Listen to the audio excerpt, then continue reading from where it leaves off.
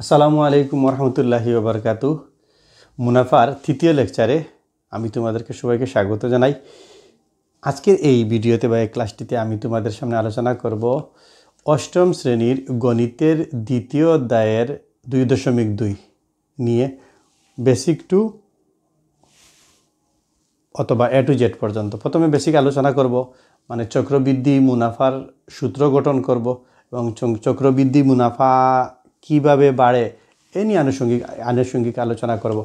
তবে এক্ষেত্রে আমাদের মনে রাখতে হবে যে আমরা এই মুনাফার পার্টে দুই ধরনের মুনাফা পেয়েছি। একটি হলো সরল মুনাফা I=PRN, এবং এই অধ্যায়ে যেটি আলোচনা করবে এটি হলো চক্রবৃদ্ধি মুনাফা। চক্রবৃদ্ধি মুনাফা কি? যে মনে করো তুমি ব্যাংকে 1000 টাকা নিয়ে আমানত রাখলে, কত পার্সেন্ট মুনাফার হার বা রেট অফ ইন্টারেস্ট যেটা, এটা হলো 12%। তাহলে 1 বছর পরে 1000 টাকার 12%-এর উপরে যে সুদ সহ যে টাকা আসবে, এটা দ্বিতীয় বছর আনতে তার মূলধন হবে। আবার এই টাকার উপরে যে মুনাফা বের হবে, এই মূলধন এবং মুনাফা সহ তৃতীয় বছরান্তের মূলধন হবে। তাহলে প্রথম বছরান্তেরটুকু ক্লিয়ার করি, দেখি একটি স্টেপ করে কিভাবে বোঝানো যায়। লক্ষ্য করো যে মনে করো তোমার মূলধন 1000 টাকা। কত? তোমার মূলধন 1000 টাকা। 1000 টাকা এর 100 ভাগের 12%, মানে 12% বলতে 100 ভাগের 12। এই টাকার উপরে তুমি মুনাফা পাবা কত বছরে? 1 বছরে। তাহলে আমরা এই জায়গায় যদি 1 এর জায়গায় 1000-এর জায়গায় 1000 এর পরিবর্তে গুণ 100 ভাগের 12, 0 0 0 0। দেখো 1 দ্বারা যদি 12কে গুণ করি হবে 12 1 12, 0-এর জায়গায় 0। এর মানে যে ব্যক্তি ওই ব্যাংকে 1000 টাকা 1 বছরের 12% দিয়ে মুনাফা দিয়ে ব্যাংকে টাকা রেখেছিলেন, ওই ব্যক্তি 1000 টাকার উপরে 1 বছর পূর্ণ হওয়ার পরে উনি 120 টাকা মুনাফা পাবেন। কি পাবেন? 120 টাকা মুনাফা পাবেন। এখন ওই ব্যক্তি যদি, এটা কিন্তু প্রথম বছরের ক্ষেত্রে। এখন দ্বিতীয় বছরের ক্ষেত্রে কি হবে? দ্বিতীয় বছরের ক্ষেত্রে ওই যে মূলধন কত ছিল? 1000, মুনাফা কত? 120। কত হলো? 1120। দ্বিতীয় বছরের ক্ষেত্রে রিমেম্বার, মনোযোগ দিয়ে, দ্বিতীয় বছরের মূলধন হবে এই 1120 টাকা। এটা হবে দ্বিতীয় বছরের মূলধন।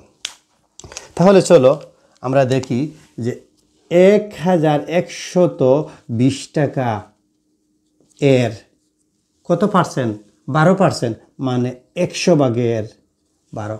আবারও 1120 টাকা এর 0 এর 0 কেটে যাবে। এই 10 দ্বারা যদি আমরা 12কে ভাগ করি তাহলে হবে 1.2। 1.2 দ্বারা আমরা কাকে গুণ করব? এই সংখ্যাকে। তাহলে 1 1 2 0 গুণ 1 2। কত?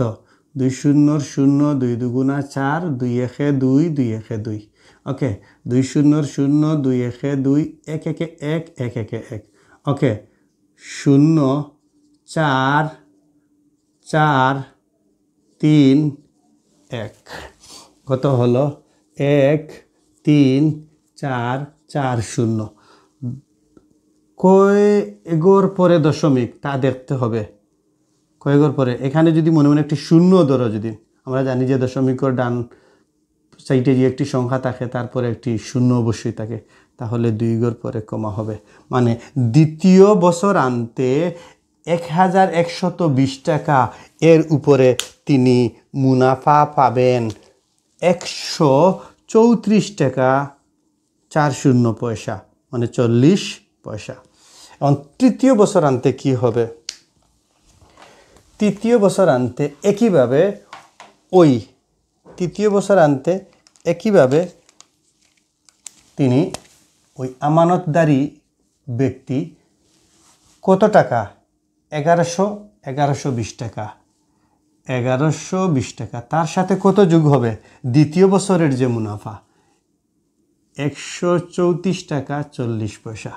যদি আমরা যোগ করি, যোগ করার আমরা নিয়ম জানি যে 1 1 2 0, দশমিক দেব, দিয়ে 2টি শূন্য দেব, তারপর আবার দশমিক দেব, দশমিক থেকে ডান দিকে যাব, দশমিক থেকে বাম দিকে যাব, তাহলে 0 4, তারপরে 4 5 2 1, কত হলো? 1 2 5 4.40। তৃতীয় বছরান্তে ওই ব্যক্তির মূলধন হলো 1254 টাকা বা 1254.40 টাকা। তাহলে ওই ব্যক্তির তৃতীয় বছরের ওই 1254 টাকা এর উপরে কত টাকা মুনাফা আসবে? এই ক্ষেত্রে আমরা দেখব যে 1254 এর কত? 12% বলতে 100/12, তারপরে 1254.4 গুণ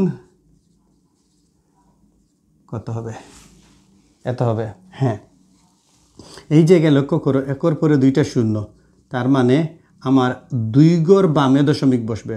0.12 1 2 5 4 0.40।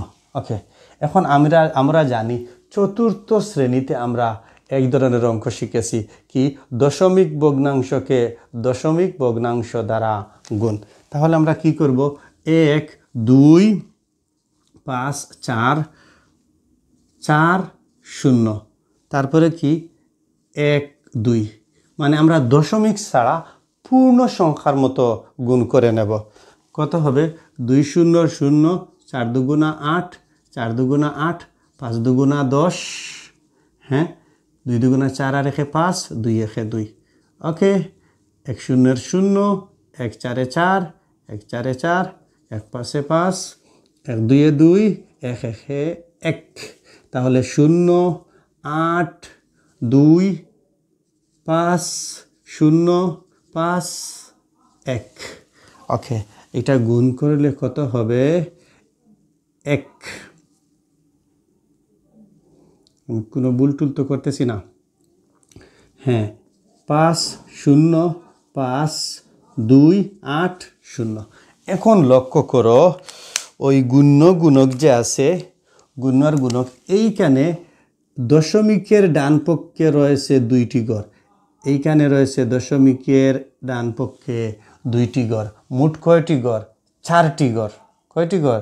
4টি ঘর। তাহলে 1 2 3 4।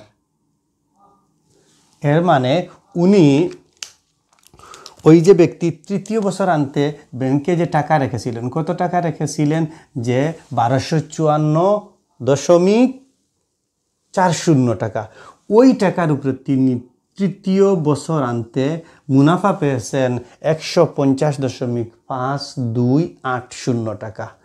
চতুর্থ বছরান্তে ওই 1254.40 টাকার সাথে ওই টাকা যুক্ত হলে এটা চতুর্থ বছরান্তের জন্য মূলধন হবে। ক্লিয়ার? ওকে, না বুঝলে বলো কমেন্টে অবশ্যই বলো।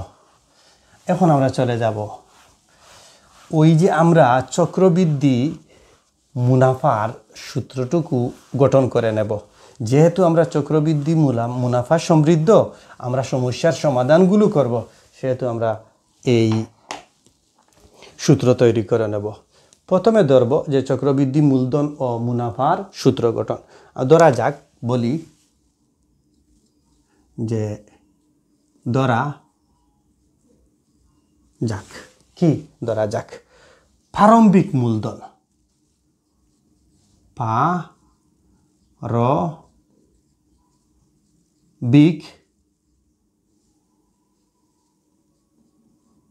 মূলধন বা আসল কত মনে মনে ফি প্রারম্ভিক মূলধন বা আসল ফি এবং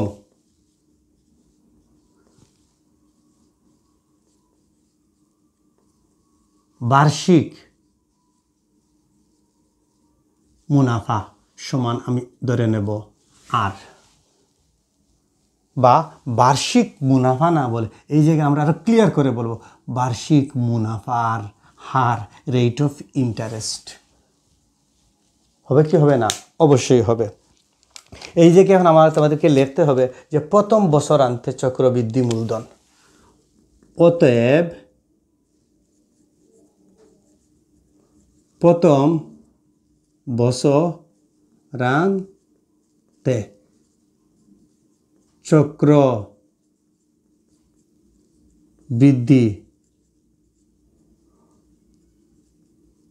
মূলধন প্রথম বছরান্তে চক্রবৃদ্ধি মূলধন এই ক্ষেত্রে খুব ভালোভাবে লক্ষ্য করো প্রথম বছরান্তে চক্রবৃদ্ধি মূলধন এটা কি হবে ক্লিয়ারলি দেখো তা হবে আসল ওই যে মূলধন ছিল ওই মূলধন এর রেট অফ ইন্টারেস্ট বা বার্ষিক মুনাফার হার আমি আবারও বলি যে তোমার প্রথম বছরান্তে চক্রবৃদ্ধি যে মূলধন যেটি হবে এটা হবে মূলধন যোগ মূলধন এর উপরে তার বার্ষিক মুনাফার হার এইটি হবে যদি এভাবে হয় আমরা লিখতে পারি কি লিখতে পারি যে এই এখানে রয়েছে একটি পদ এখানে রয়েছে আরও একটি পদ দুইটি পদ থেকে পি কমন আনতে পারি হয়ে যায় 1 প্লাস আর ওকে এখন ওই জায়গায়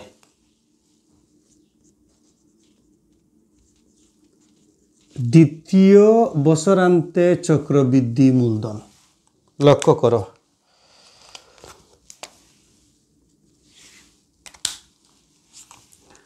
প্রথম বছরান্তে চক্রবৃদ্ধি মূলধন কত ছিল পি ইন্টু 1 প্লাস 1 প্লাস আর কি ছিল পি ইন্টু 1 প্লাস আর ওইটা ছিল মূলধন তাহলে যোগ পি ইন্টু 1 প্লাস আর পি ইন্টু 1 প্লাস আর তার উপরে কত পার্সেন্ট ওই দেখো আর%। আমি আবারও বলি যেহেতু দ্বিতীয় বছরের ক্ষেত্রে আসার পরে এতটুকু জায়গা পি হয়ে গেছে তাহলে এতটুকু আবার জায়গা পি আর হলো কি হলো না অবশ্যই হলো এখন লক্ষ্য করো আমরা কমন নিয়ে আসব কি নিয়ে আসব এই জায়গা থেকে এই জায়গা থেকে কি কমন আসবে পি ইন্টু 1 প্লাস আর ওকে এই জায়গা কি থাকে এই জায়গার মধ্যে যদি পি ইন্টু 1 প্লাস আর কমন নিয়ে আসি কি থাকে 1 থাকে 1 এই জায়গার মধ্যে কি থাকে আর থাকে এই প্লাস এটাকে আমরা বলতে পারি পি ইন্টু 1 প্লাস আর একটা সূচকের সূত্রানুসারে এইভাবে বলতে পারি কি পারি না অবশ্যই পারি তারপরে তৃতীয় বছরান্তে কি হবে তৃতীয় বছরান্তে আমরা বলবো এই জায়গায় তৃতীয় বছরান্তে চক্রবৃদ্ধি মূলধন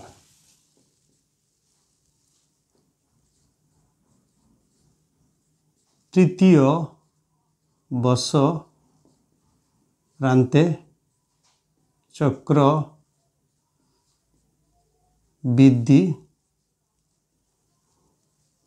মূলধন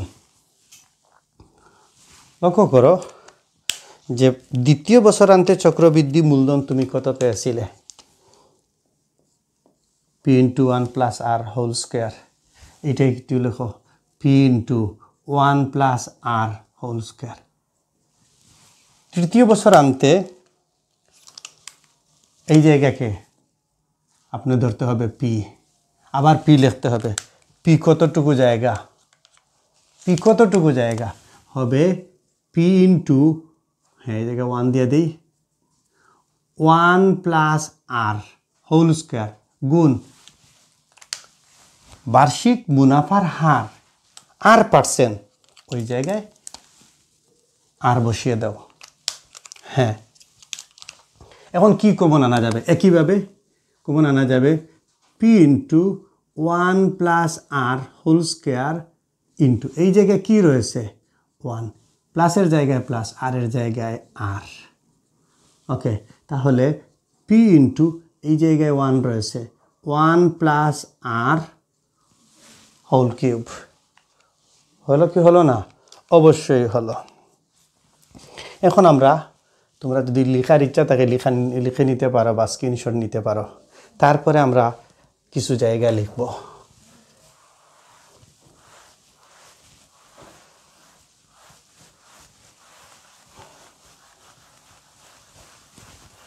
কি লিখব? যে লক্ষ্য করি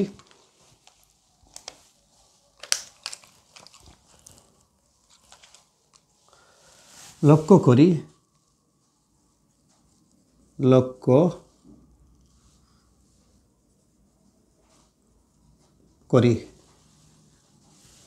করি প্রথম বছরান্তে চক্র বৃদ্ধি মূলধন কি? পি ইন্টু 1 প্লাস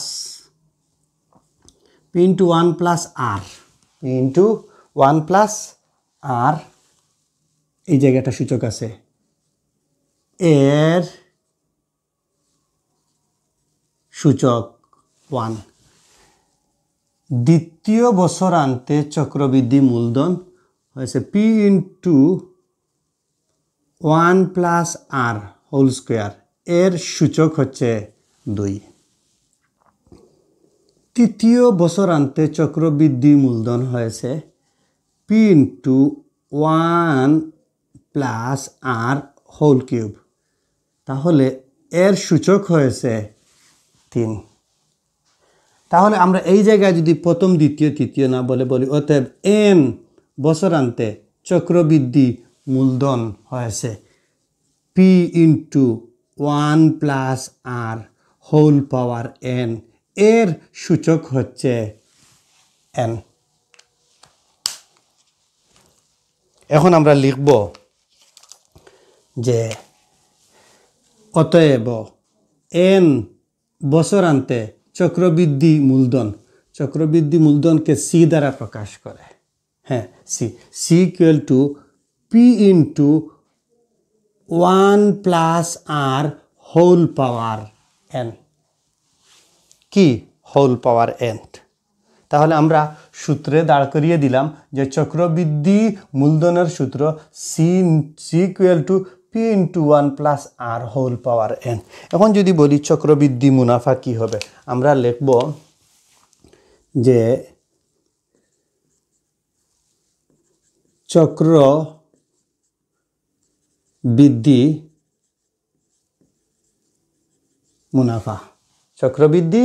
মুনাফা। এই জায়গায় প্রথমে লিখব চক্রবৃদ্ধি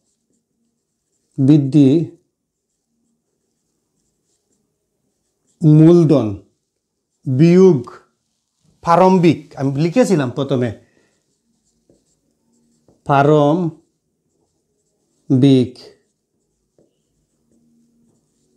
মূলধন। চক্রবৃদ্ধি মূলধন কি? এই সি। প্রারম্ভিক মূলধন কি? আমরা প্রথমে লিখেছিলাম পি।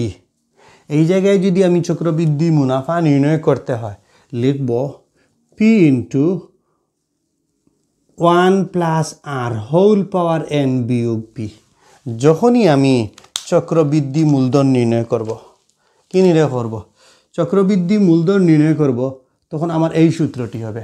আর যখন চক্রবৃদ্ধি মুনাফা বলবে, চক্রবৃদ্ধি মুনাফা বলবে তখন আমি এই ফরম্যাটটুকু লিখব বা এই গঠন বা স্ট্রাকচার লিখব। আমি মনে করি যে সরল মুনাফা থেকে 100% সহজ হলো চক্রবৃদ্ধি মুনাফা। কিন্তু অনেকে বলে, ক্লাসের শিক্ষার্থীরা বলে যে স্যার এই সরল মুনাফা থেকে চক্রবৃদ্ধি মুনাফা কঠিন মনে হয় না। কেন? কারণ সরল মুনাফার ক্ষেত্রে I = PRN, চক্রবৃদ্ধি মুনাফার ক্ষেত্রে C ইন্টু বা C equal to P × 1 + R whole power n। Okay, তাহলে আমরা কিছু অঙ্কে চলে যাব। কিছু অঙ্কে কি করব? চলে যাব। লক্ষ্য করি আমরা অঙ্কে যাওয়ার ক্ষেত্রে দেখব এই সূত্রগুলা কিভাবে ব্যবহার করি। মনে করো যে একটু আগে যে অঙ্ক করেছি যে উনার মূলধন ছিল 1000 আর উনার মূলধন এভাবে লিখি না, P = R এই রেট অফ ইন্টারেস্ট বা প্রথম বছরান্তে মুনাফার হার 12%। আমরা এই দুইটা আগে লিখে রাখি। তাহলে ওই জায়গায় লিখব যে প্রথম বছরান্তে চক্রবৃদ্ধি প্রথম বছরান্তে চক্রবৃদ্ধি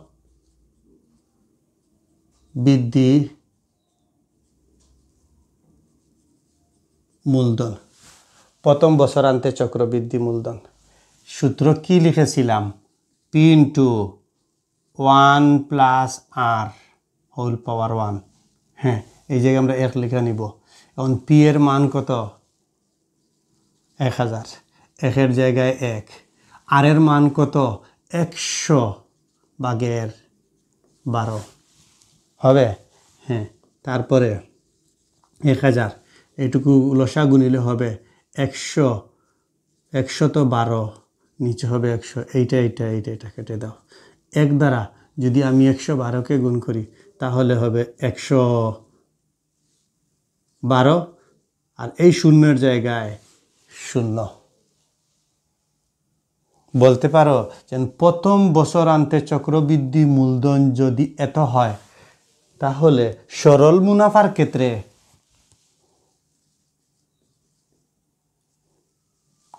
সরল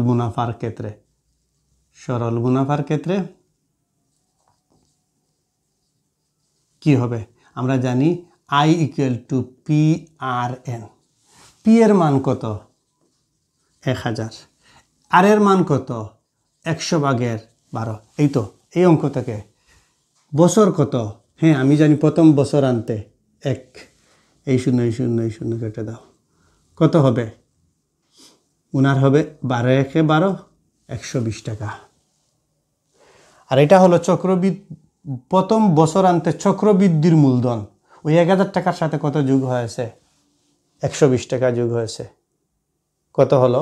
1120 টাকা। দ্বিতীয় ক্ষেত্রে আমরা বলতে পারি যে দ্বিতীয় বছরান্তে চক্রবৃদ্ধি মূলধন। লক্ষ্য করো এই জায়গায় কি হবে? দেখো সূত্রটা হবে P × 1 + R হোল পাওয়ার স্কয়ার বা 2। লিখি আমরা P এর মান কত? অবশ্যই হবে 1000। আমি এই জায়গায় 1000 লিখব না, P এর জায়গায় P একটা লিখলে হবে। 1 এর জায়গায় 1 কত? 100/12 তার উপরে স্কয়ার। এটাকে লসাগু করলে কত হবে? P × কত হবে? 112। নিচে কত হবে? তার উপরে কি হবে? স্কয়ার। এর মান ওটাকে 2 বার গুণ করতে হবে। আমরা সরাসরি গুণ করে দেব যে 112 গুণ 100, 100/112। ওই জায়গায় উনাকে মুছে লিখে দেব 1 2 3, 1 2 1 2 1 1। ওকে, তারপরে দেখো এই 10 দ্বারা ভাগ করলে হবে 11.2 গুণ 112। যদি গুণ করি এটা ক্যালকুলেশন করলে হবে 1254 টাকা 40 পয়সা। আমি এর আগেও দেখিয়েছিলাম। আর যদি তোমরা এই জায়গায় বলো তাহলে দেখো কত হবে, দেখো কত হয়, দেখো 12 দুগুণা কত 24, অবশ্যই 24, তারপরে 0 0 240 টাকা। দেখো এই জায়গায় হয়তো আমার ক্যালকুলেশনে একটু মিসিং হয়েছে, দেখো 254 টাকা, 200 টাকার ঊর্ধ্বে হয়েছে কি না হয়েছে, অবশ্যই হয়েছে। আমরা দেখব তৃতীয় বছর আনতে, তৃতীয় বছর আনতে হলে কি হবে দেখি, এই জায়গায় একটু মুছে লিখে দেব, তৃতীয় বছর আনতে, তৃতীয় বছর আনতে, তৃতীয় বছর আনতে পি এর মান কত 1000, এটা আর এর মান 100/12, তার উপরে তার সূচক হবে 3, ওকে 1000। এইটা লসাগু নিলে হবে 100/112। কয়বার গুণ করতে হবে এটাকে? 3 বার গুণ করতে হবে। কয়বার? এইটা এইটা এইটা এইটা এইটা এইটা, তারপরে এই নিচে কত হবে 1000, উপরে কত হবে 112 গুণ 112 গুণ 112, এই 3 বার গুণ হবে। তোমরা এক্ষেত্রে একটু মনে রাখো, যদি পরীক্ষার তোমরা চক্রবৃদ্ধির অঙ্কগুলা দিয়ে থাকো, অনেকে দেয় আবার অনেকে দেয় না, অবশ্যই তো দিতে হবে। এই অধ্যায়ের ক্ষেত্রে যখন এই ফরম্যাটে তুমি চলে যাবে, তুমি এই ফরম্যাটে যখন চলে যাবে তখন তুমি অবশ্যই ক্যালকুলেটর ব্যবহার করো, ভালো হবে, তোমার সময় বেঁচে যাবে, অনেকটুকু বেঁচে যাবে। আর না হলে তোমাকে অনেক সময় নিয়ে অঙ্কগুলো করতে হবে। আমি আরেকটি ক্যালকুলেশন এই জায়গায় দেখিয়ে দেব, একটি ক্যালকুলেশন দেখিয়ে দেব। মনে করো আমি এতটুকু পর্যন্ত মুছে দিলাম, যে তোমাদের বইয়ের মধ্যে যেটুকু করে দিয়েছে, ওই 1000-এর জায়গায় 1000 গুণ ওই 100 দ্বারা 12কে যদি গুণ করি, ভাগ করি আমি, তাহলে হবে 0.12। তার সাথে কত যোগ হবে 1, ওই 1.12 গুণ করে দেবে। এর ক্ষেত্রে যদি এভাবে হয় তাহলে আমি তাহলে কি লিখবো 1000 লিখবো। আর এইটাকে এর আগে কত পেয়েছি, প্রতি ক্ষেত্রে এটা পাবো, কয়বার লিখবো তোমরা অবশ্যই জানো, 2 বার লিখবো। যখন 3 নম্বর বার হবে 1000, তারপরে কত হবে 1.12 গুণ 1.12 গুণ 1.12, এই 3 বার গুণ করে ক্যালকুলেশন করলে তোমরা উত্তর পেয়ে যাবে। ওকে, চলো আমরা অনুশীলনীর একটি অঙ্ক করি। করো উদাহরণ, মেইন বইয়ের উদাহরণ, পেজ নাম্বার কত 22। উদাহরণ 1-এর মধ্যে দেওয়া আছে বার্ষিক শতকরা 8 টাকা মুনাফায়। আমি প্রথম অধ্যায়ে বলেছিলাম যদি তোমরা কোনো কিছু নাই বুঝো, অন্তত যদি দেখো তাহলে বুঝবে এইটা হচ্ছে রেট অফ ইন্টারেস্ট, এর মানে এই 8 হচ্ছে R%। কত টাকার? 6250 টাকার মূলধন, কত বছর? 3 বছর। এন এর মান চক্রবৃদ্ধি মূলধন নির্ণয় করো। আমরা এখানে লিখবো, লেখো যে দেওয়া আছে, এখানে হবে বই দেওয়া আছে, লেখা আছে, আমি লিখবো এখানে পি সমান 6250, তারপরে হবে আর সমান 8%, এন সমান 3 বছর। আমাকে নির্ণয় করতে হবে চক্রবৃদ্ধি মূলধন। এই জায়গায় লিখব আমরা জানি কি, আমরা জানি C = P × 1 + R whole power n। অতএব পি এর জায়গায় পি লিখবো, হ্যাঁ আমি পি লিখে দেব, পি এর জায়গায় পি, 1-এর জায়গায় 1, আর এর জায়গায় 100/, 8, এনের জায়গায় কত 3, ওকে। তারপর দেখো এই পি এর জায়গায় পি, আমি এইটুকু যদি ক্যালকুলেশন করি, আমি 100 দ্বারা যদি 8কে ভাগ করি হবে 8.80 হবে, তারপরে দশমিক হবে, যুগ কতর সাথে হবে, 1-এর সাথে হবে। এই জায়গা 0 দেও, 1 দেও, 0 দেও, 801 1 1.80, 1.08, তার উপরে 3, ওকে। এই জায়গায় মূলধন কত 6250 গুণ 1.08, 1.08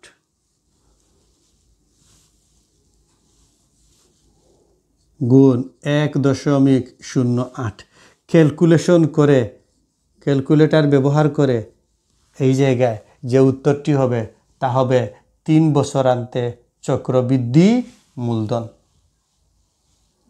এই জায়গায় ক্যালকুলেশন করলে কত হবে, কত হবে আছে মনে হয় 7, 8,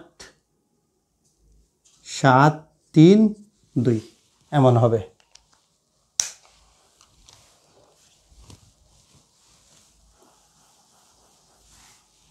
এই উত্তরটা হবে। এখন যদি তোমাকে বলে পরীক্ষায় এই অঙ্কের মধ্যে চক্রবৃদ্ধি মুনাফা নির্ণয় করো, খুব সহজে তুমি লিখে নিবা যে চক্রবৃদ্ধি মুনাফা সমান সি মাইনাস পি। সি এর জায়গায় কি, এই অঙ্কটুকু এই জায়গায় বসিয়ে দিবা, হ্যাঁ, বিয়োগের জায়গায় বিয়োগ। এই চক্রবৃদ্ধি মূলধন বা প্রারম্ভিক মূলধন যেটা আছে, হ্যাঁ, এই জায়গায় বিয়োগ করে দিলে তুমি চক্রবৃদ্ধি মুনাফা পেয়ে যাবে। কি পেয়ে যাবে, চক্রবৃদ্ধি মুনাফা পেয়ে যাবে। এই ধরনের অঙ্ক অনুশীলনীর যে প্রথম অঙ্ক যেটি আছে, অঙ্ক নাম্বার কত, অনুশীলনীর অঙ্ক 7 নাম্বার অঙ্ক, হুবহু সমান, কোনো পার্থক্য নেই। তারপরে আমরা অন্য অঙ্কে চলে যাই।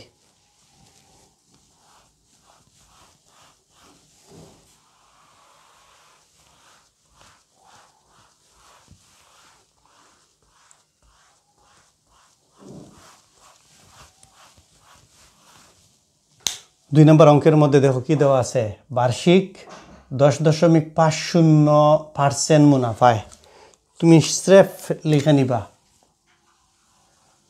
হ্যাঁ, আর রেট অফ ইন্টারেস্ট 5,000 টাকার, কোনো সমস্যা নয়, এটা আসল।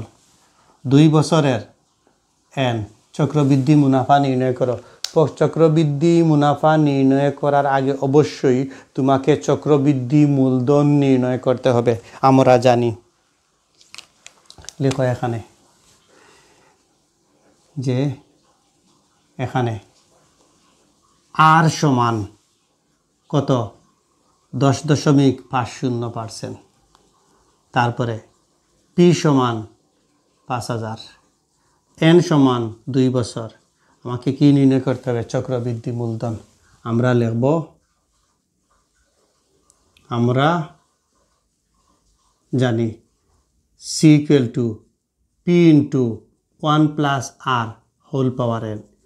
পির মান কত বসাও 5,000 গুণ 1-এর জায়গায় 1, আর এর মান কত 100 ভাগের 10.50%। এন এর মান কত 2। এন এর মান যখন 2 হবে আমরা কি করব, এইটুকু ক্যালকুলেশন করব, 5,000 গুণ, এটা ক্যালকুলেশন যদি যোগ বিয়োগ করি তাহলে কত হবে 110.50, তারপরে স্কোয়ার দিয়ে দাও, ক্যালকুলেশন করে উত্তরটুকু বসিয়ে দাও। উদাহরণ 4 এর ক্ষেত্রে আমরা দেখব যে কোনো শহরের, ওই শহরটার নাম আমি জানি না, কোনো শহরের বর্তমান জনসংখ্যা 80 লক্ষ। যেহেতু আমি চক্রবৃদ্ধি মুনাফার অঙ্ক করতেছি, তাহলে আমি লিখব এখানে পি সমান 80 লক্ষ, বা পূর্ণ সংখ্যায় লিখলে হবে। ওই শহরের জনসংখ্যা বৃদ্ধির হার প্রতি হাজারে, বৃদ্ধির হার, রেট অফ ইন্টারেস্ট আর, তাহলে লিখব আর সমান 1000-এ হবে 30 জন। যেহেতু আমি ওই হাজারকে শতকরায় প্রকাশ করতে হবে, আমি এই অঙ্কগুলো শতকরা হিসাব করি, তাহলে 100 দ্বারা গুণ করতে হবে। ওকে, গুণ করলে কি হবে? 0 0 0 0 0 0 3% হবে। 3% বলতে কি, যে 100/3। তারপরে বলছে যে 3 বছর পর, তুমি বললা যে n সমান 3 হলে ওই 3 বছর পর ওই শহরের জনসংখ্যা কত হবে? তাহলে এই সি এর মান নির্ণয় করতে হবে। চক্রবৃদ্ধি মূলধনের ক্ষেত্রে আমরা লিখব যে আমরা জানি, সেম একটা অঙ্ক অনুশীলনীর মধ্যে রয়েছে, আমরা জানি C equal to P into 1 plus R whole power n। Okay, এই পি এর মান কত? 80 লক্ষ। না, আমি পি বসিয়ে দেব, কারণ আমার এর ভিতরে কিছু জায়গায় ক্যালকুলেশন করতে হবে। হ্যাঁ, আর এর মান কত? 100/3। এন এর মান কত? 3। হ্যাঁ, পি এর জায়গায় পি, একের জায়গায় 1, বা এটা ক্যালকুলেশন যদি করি, আমি যদি ক্যালকুলেশন করি তাহলে হবে 103, নিচে হবে 100, তার উপরে পাওয়ার 3, এই 80 লক্ষ। হ্যাঁ, এই 100/3 কতবার গুণ হবে? 103। 100/103, 100/103, 100/103।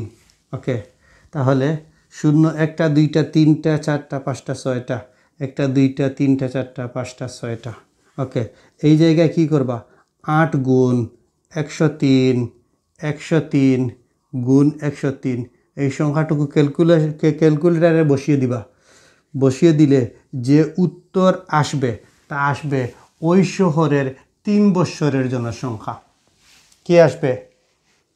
ওই শহরের 3 বছরের জনসংখ্যা এসে যাবে। কি হারে? শতকরা হারে বেড়ে যাবে। আমরা কি দেখলাম যে এই ভিডিওর মধ্যে বা এই ক্লাসের মাধ্যমে প্রথমে দেখলাম যে আমরা চক্রবৃদ্ধি এবং সরল মুনাফার ক্ষেত্রে আলাদা বের হয়, চক্রবৃদ্ধি মূলধনের ক্ষেত্রে প্রথম বছরের এই মূলধন এবং মুনাফা দ্বিতীয় বছরের ক্ষেত্রে একটা চক্রবৃদ্ধি মূলধন হয়ে যায়। এভাবে আমরা অগ্রসর হয়েছি, সূত্র গঠন করেছি। সূত্র গঠন করার পরে আমরা উদাহরণের 2-3টি অঙ্ক দেখেছি। এই 3টি অঙ্ক অনুশীলনীর মধ্যে হুবহু অঙ্ক রয়েছে। আমরা যদি এগুলা ক্যালকুলেশন করতে পারি, তা অবশ্যই অনুশীলনীর অঙ্কগুলা ক্যালকুলেশন করতে পারবো। যদি তোমরা বুঝে থাকো, আমি প্রতিটি ভিডিওর শেষে বলে দিই, তোমরা আমাকে লিখো বুঝতে পারছো কি পারছো না। যদি বুঝো তাহলে অবশ্যই ডান লিখো, এবং না বুঝলেও তোমরা কমেন্ট করে বা স্ক্রিনশট দিয়ে আমাকে দেখিয়ে দিতে পারো যে এই জায়গায় বুঝো না, আমি অবশ্যই বুঝিয়ে দেব। আর এই ধরনের সহজ অঙ্কর মধ্যে না বোঝার কোনো প্রশ্নই আসে না। আমি মনে করি যদি তুমি বইটুকু প্রথমে 1বার পড়ো, 2বার পড়ো, তারপরে যদি তুমি এই ভিডিওর ক্লাসগুলো দেখো যদি, এবং নোট করো, বারবার প্র্যাকটিস করো, না পারার কোনো কথাই নয়। এই অঙ্কগুলো অত্যন্ত সহজ। একটি সূত্র দ্বারা একটি অধ্যায়ের প্রতিটি অঙ্ক করা যায়। এর থেকে সহজ আর কি হতে পারে। দেখা হবে পরবর্তী ক্লাসে। সবাই ভালো থেকো। আল্লাহ হাফিজ।